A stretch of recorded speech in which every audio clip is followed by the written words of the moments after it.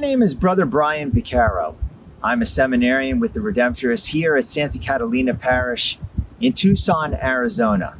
Welcome to my reflection on the Immaculate Conception.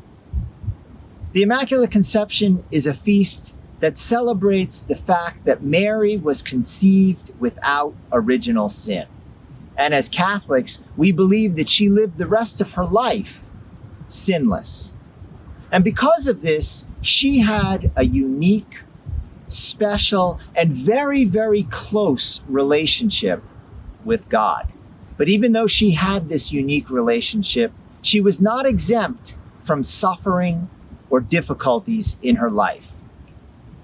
When her pregnancy occurred in a supernatural way, she was naturally concerned about how Joseph would respond.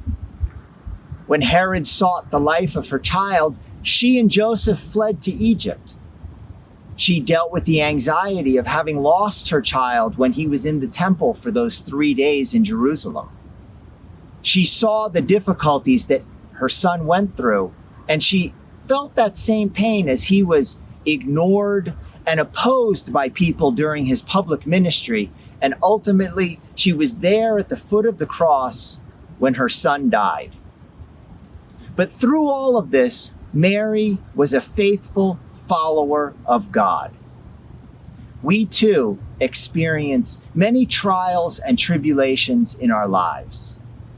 Loss of a job, the death of a loved one or a family member, the COVID situation, being the butt of jokes or being ridiculed by people, being cast aside and ignored by others. Maybe we've been the victim of a crime. These are just some of the many ways that we can experience trials and tribulations in our life. And while these situations can be overwhelming at times, we're called, like Mary, to remain faithful to God. So when these situations arise, let us remember the example of our loving mother, and let us strive to remain faithful to our God and ask Mary for her help, to ask Mary to be there with us and to help us to be those faithful followers of God that we have been called to be. Mary loves us, Mary cares for us, and Mary wants to help us. Thank you very much for listening, and may God bless each one of you.